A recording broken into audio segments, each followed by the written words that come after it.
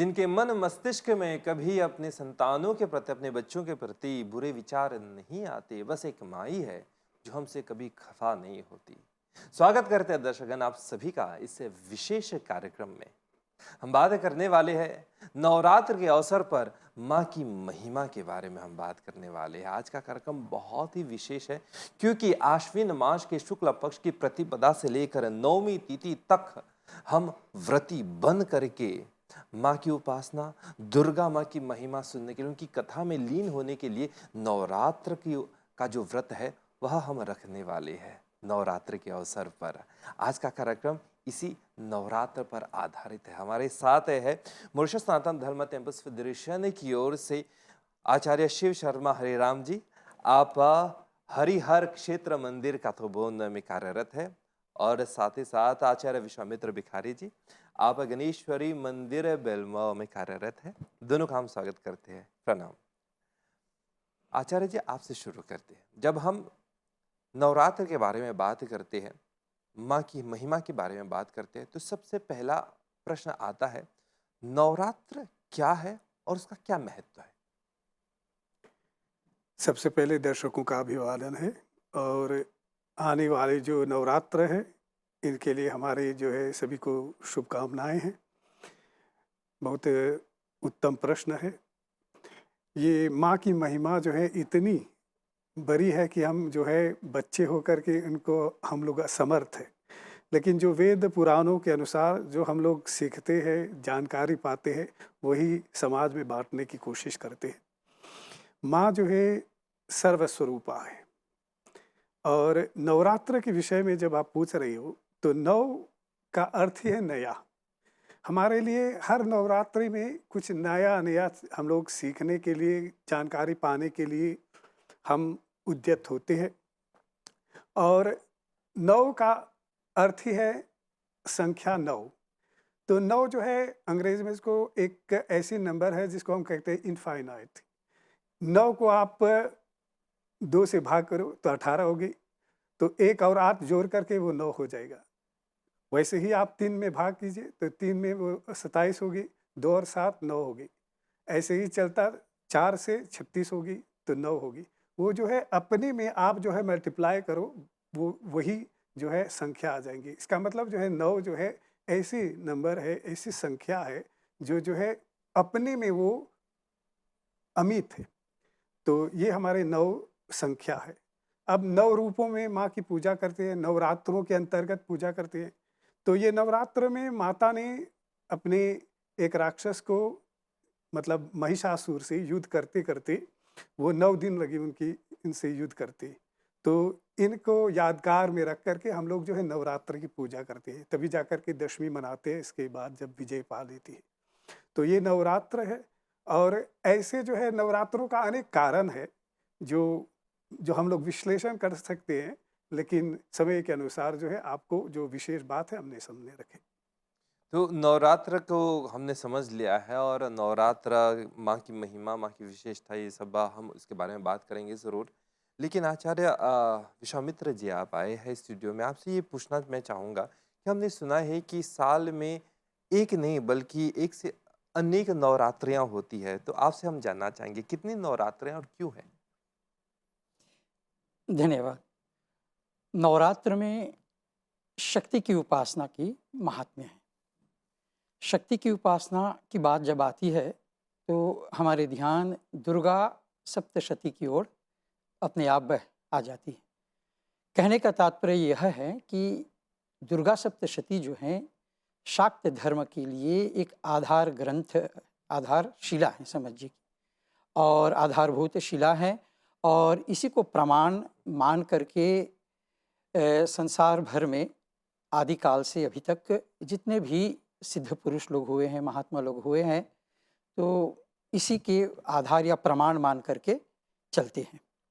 और इसमें दर्शाया गया है कि शक्ति की उपासना या नवरात्र जिसे आप कहते हैं, तो वास्तव में देखा जाए कि ये एक आदिकाल से, जब भारत को कृषि प्रधान देश माना जाता था और ऋतु से जोड़ करके भी इसको देखा जा सकता है कि भारतवर्ष में 6 ऋतु होते हैं और हर 2 महीने में ऋतु परिवर्तन।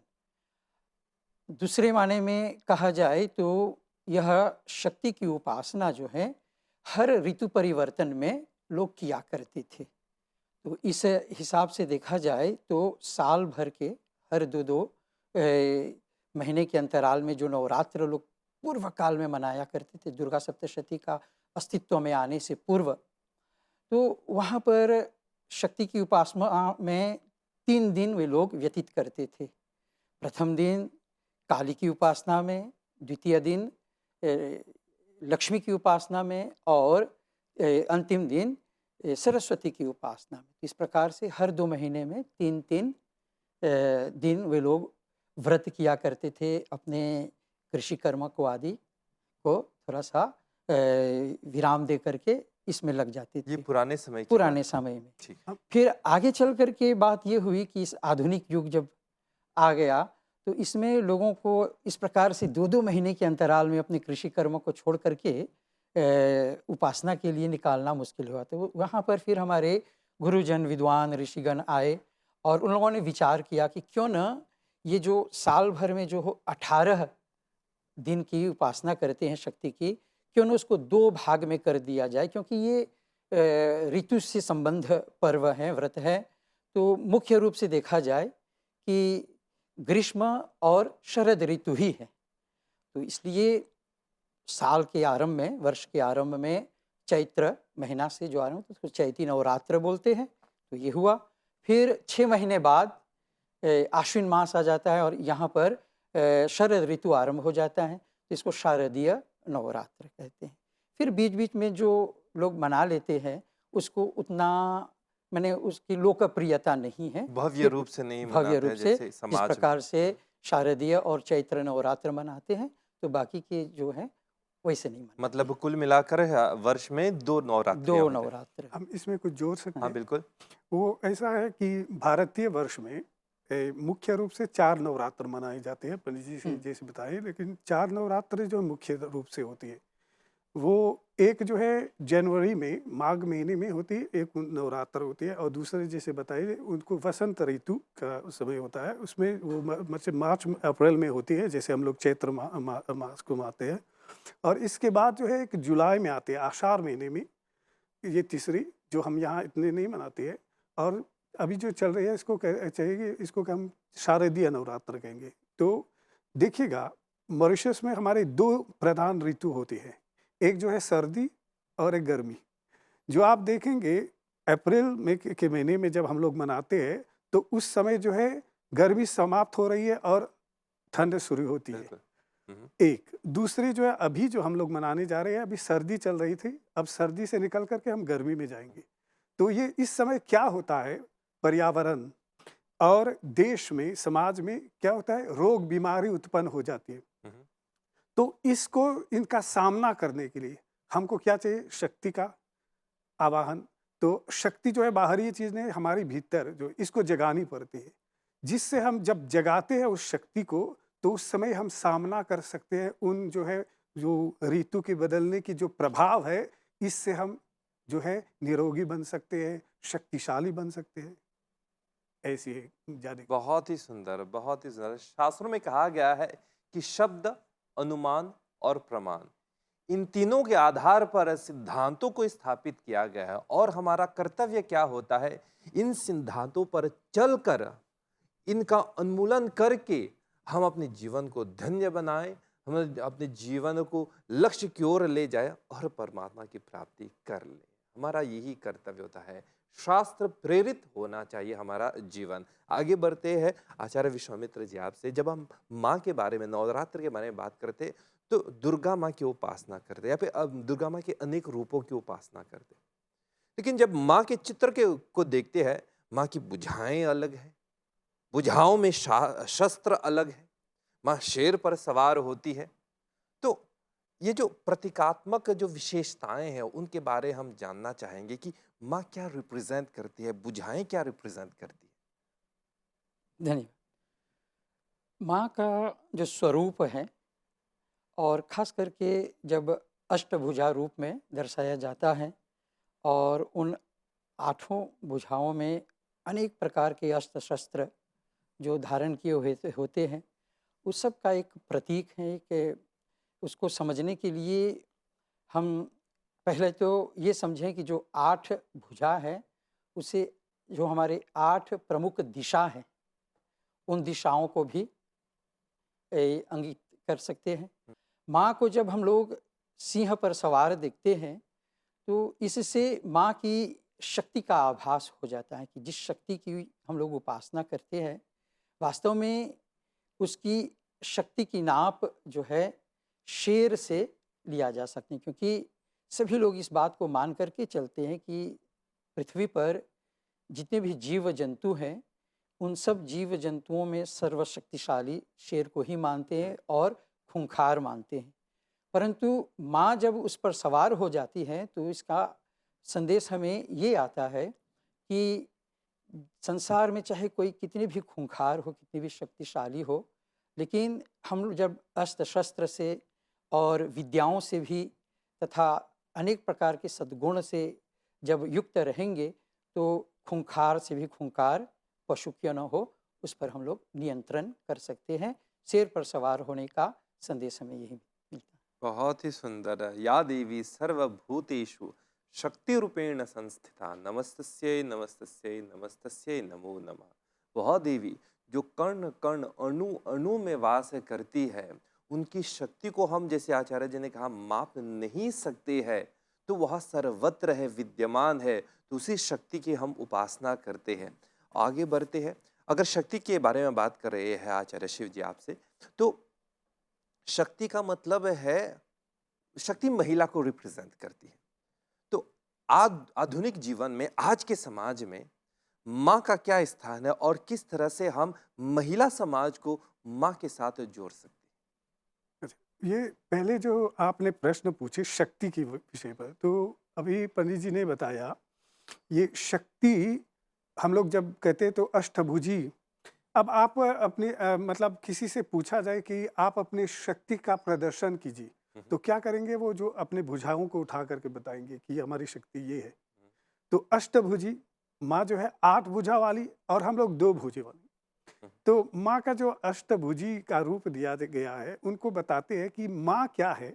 माँ में उतनी शक्ति है कि सामना करने की सहन शक्ति। ये जब हम लोग करते हैं माँ की बात, माँ की शक्ति की बात कहते हैं, तो सहन शक्ति किस में होती है? माँ जो 9 महीने जो है अपने संतान को अपने गर्भ में रख सकती है। कोई पुरुष तो नहीं कर पाएंगे, तो ये माँ ही कर सकती है। अब जो है कोई जो है घर में कोई अनबन चल रही है, तो माँ की इतनी शक्ति है कि वो सुनती है और बात को बाहर रख रहती है, मतलब बात को लेकर के भीतर न रखे। To let go, to withdraw, ये सब जो है हमारी शक्तियां हैं। एक जो है शक्ति है संतोष। हम पुरुष लोग जो है कमाना चाहते हैं, ये वो करना चाहिए, बढ़ना चाहते हैं, लेकिन माँ जो है अपने घर में वो थोड़ी में भी आप देंगे, वो संतोष कर लेती है, अपने घर को चलाती है। तो ये सब जो है, इसको कहते हैं गुण। अच्छी गुण जो है ये माँ ही में दिखती है। तो अष्टभुजा का मतलब जो है, हम लोग जब कहते हैं तो लोगों के मन में ये संदेह हो सकता है कि ये शक्ति की बात है, हम लोग जो है झगड़ा करने की बात, ये सब नहीं है। ये जो है इतनी है कि शक्ति का जब हम कहते हैं, तो कौन सी शक्ति? वो शक्ति जो इस संसार को जो है शांत रख सकती है, वो शक्ति जो है इस संसार की वृद्धि कर सकती है। इस शक्ति की बात हम करते हैं जो दुर्गम से दुर्गम कार्य को वो है सुगम बना सके, ये सब शक्ति है। तो संतोषी माता, सरस्वती माता, जो मतलब निर्णय करने की शक्ति। इसीलिए जो है हम जब रूप में पूजा करते हैं माताओं का, तो अनेक रूपों में पूजा करती है, लेकिन पूजा का अर्थ यह है, जो हम लोग मूर्ति की पूजा करते हैं, तो उनके पीछे में जो है हमारी जो है वो कुछ प्रतीक होती है कि ये माता जो है वो बता रहे हैं कि कैसे जो है निर्णय लीजिए। लक्ष्मी जी को आप देख लीजिए, लक्ष्मी जो है हमेशा जो है अबेंडेंस, इनके पास जो है सब कुछ है और वो बांटती रहती है। कौन बांट सकते हैं? जिनके पास है पहले से ही। तो लक्ष्मी जी जो है उनके पास सब कुछ है, इसलिए वो बांट सकती है। महाकाली जो है क्या है? वो जो है हमारी जो अवगुणों को वो दूर कर सकती है। इतनी शक्ति है, वो मैदान में भी उतर सकती है। तो ये सब जो है माता की शक्ति है कि हम जब इनके विषय पर बोल रहे हैं तो माँ अब माता। अब तक आप देखो, आपने कही नारी शक्ति, कोई भी बच्चा जो है जब घर से निकल रहे हैं देखे कोई अनजान आ रहा है तो बच्चा जो है डर जाते, और डर करके दौड़ करके वो किसको पकड़ेगी, माँ के माँ के आंचल को। और माँ के आंचल को पकड़ करके जब माँ अब जाती है उस अनजान व्यक्ति से मिलने, तो बच्चा जो है साथ साथ चलती है। अब निर्भय हो गए, वो भय जो था पहले वो निकल गया। तो यही हम करते हैं, माँ की जो है शरण लेते हैं, माँ के आंचल पकड़ लेते हैं और निर्भय हो जाते हैं, अपने पूरा काम जो है पूरा कर लेते हैं। माँ के रूप के बारे में हमने जाना, माँ के अस्त्र शस्त्र के बारे में, 8 भुजाओं के बारे में हमने जाना। महिला समाज के लिए शायद माँ की ओर से यही संदेश है कि हे महिला, आप जो हमें देख रहे हैं, आप भी समर्थ है। कोई भी कष्ट आ जाए समाज में, कोई भी कष्ट आ जाए, आप ही के परिवार में, जैसी माँ सभी दुर्गुणों का नाश करके धर्म की रक्षा करती है, तो महिला समाज के लिए भी यह संदेश है कि जो भी दुर्गुण आ जाए रास्ते पर, आप समर्थ है उन दुर्गुणों का विनाश करने के लिए और धर्म का पुनः स्थापित करने के लिए, अपने गांव, अपने देश, अपने समाज, अपने परिवार, अपने घर की रक्षा के लिए। माँ की ओर से शायद यही संदेश होगा और इसी गुण को हम अपने अंदर स्थापित करके हम माँ की उपासना हम करते हैं। माँ के बारे में बात कर रहे हैं, नवरात्र के बारे में हम बात कर रहे हैं आचार्य विश्वामित्र जी। तो दुर्गा सप्तशती की बात आती है, हम जानना चाहेंगे दुर्गा सप्तशती क्या है और उनमें माँ के चरित्र को किस तरह से बखान किया गया। वास्तव में देखा जाए तो दुर्गा सप्तशती का शाब्दिक अर्थ ही है सप्त, यानी कि 7 और शत 100। तो 700 श्लोक व मंत्र, श्लोक मंत्र इसलिए बोल रहे हैं क्योंकि रचयिता या संकलनकर्ता मार्कंडेय मुनि ने हम्म, इसे वेद का स्वरूप माना गया है। हम्म, इसमें 3 चरित्र हैं, 3 माँ का स्वरूप को इसमें 3 चरित्र के रूप में प्रस्तुत किया गया है। पूर्व चरित्र, मध्यम चरित्र और उत्तर चरित्र। और आप देखेंगे कि प्रथम चरित्र जो है ऋग्वेद स्वरूप माना गया। संकल्प में पाठ करते समय सभी पंडित व श्रद्धालु इस बात को, इस शब्द को उच्चारण करते हैं संकल्प बोलते समय कि ये ऋग्वेद स्वरूप है। और दूसरा चरित्र का पाठ पारायण आरंभ करने से पहले जब संकल्प बोलते हैं तो ये बोलते हैं कि ये यजुर्वेद स्वरूप है। और अंतिम चरित्र, उत्तर चरित्र का जब पाठ संकल्प पढ़ते हैं तो उस समय बोलते हैं कि ये सामवेद स्वरूपा है। तो ये करने का तात्पर्य है कि इसमें जो श्लोक हैं 700 श्लोक, ये साक्षात वेद तुल्य माना गया है। इसीलिए कहा गया कि वेद त्रयी हैं। विद्वान लोग इस दुर्गा सप्तशती को वेद त्रयी भी कहते हैं। और इसमें उसकी पूर्व चरित्र में 3 दिन, नवरात्र के जो 9 दिन होते हैं, तो प्रथम 3 दिन इसमें काली की उपासना की थी, है कि शक्ति की उपासना। और काली की उपासना करने से भक्त को जो है कि शारीरिक शक्ति और मानसिक और आत्मिक बल उनका जो है मजबूत होता है। और उनका स्वास्थ्य भी सुधर जाता है। तो स्वास्थ्य के लिए और शारीरिक बल के लिए काली की उपासना की यहाँ पर निर्देश दिया गया है। और बीच वाले जो 3 दिन हैं उसमें लक्ष्मी की उपासना की निर्देश दी गई है। और आप देखेंगे कि भाई गृहस्थ में लक्ष्मी न हो, यानी कि धन धान्य न हो, तो गृहस्थी या संसार चलाना मुश्किल है। इसलिए इसमें शक्ति के साथ साथ, स्वास्थ्य के साथ साथ धन उपार्जन करने का भी युक्ति लक्ष्मी के स्वरूप में यहाँ पर मार्कंडेय मुनि ने प्रस्तुत किए हैं दुर्गा सप्तशती के अंदर। और अंतिम चरित्र जिसे हम लोग उत्तर चरित्र बोलते हैं, और उसमें तीसरे चरित्र यानी कि अंतिम 3 दिन इसमें सरस्वती की उपासना करते हैं। सप्तमी तिथि को सरस्वती जी की आवाहन करते हैं और अंतिम पूर्णाहुति तक उनकी उपासना यहाँ पर शक्ति का स्वरूप जो है सरस्वती बन जाती है। कहने का तात्पर्य यह है कि मार्कंडेय मुनि यह संदेश देना चाहते हैं इस दुर्गा सप्तशती के माध्यम से कि मनुष्य को सफल होने के लिए उनको स्वस्थ और शारीरिक साम्य से भी और सब प्रकार से शक्तिशाली होनी चाहिए। और फिर धन धान्य से परिपूर्ण होनी चाहिए तथा उसके साथ साथ विद्या और बुद्धि भी होनी चाहिए, श्री सरस्वती। और जिस किसी एक व्यक्ति में इन तीनों में से एक ही कमी हो जाती है तो उसका डिसबैलेंस हो जाता है। और ये ज़रूरी है कि आपके यहाँ धन है तो उस धन की रक्षा के लिए आपको शक्ति की आवश्यकता है, इसीलिए पहले शक्ति की उपासना, काली की उपासना का निर्देश दिया। और आपके यहाँ शक्ति भी है और मान लीजिए खूब अपार धन भी है, तो उस धन और शक्ति को नियंत्रित करने के लिए बुद्धि कौशल तो होनी चाहिए। जिनके यहाँ बुद्धि नहीं होती है परंतु धन होते हैं और शक्ति होते हैं, या उनके यहाँ केवल धन है, शक्ति नहीं है या बुद्धि नहीं है, तो बुद्धि वाले या शक्ति वाले उनका धन का दुरुपयोग करते हैं। आचार्य लोग आप आए हैं और इस कार्यक्रम को अपने ज्ञान से आपने समृद्ध कर दिया है, इसके लिए बहुत बहुत धन्यवाद, प्रणाम आप सभी को।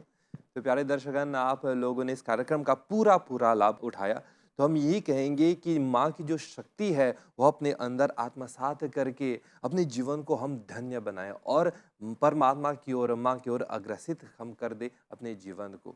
तो हमारी ओर से आप सभी लोगों की नवरात्र जो है मंगलमय हो, यही कामना के साथ हमारी ओर से नमस्ते।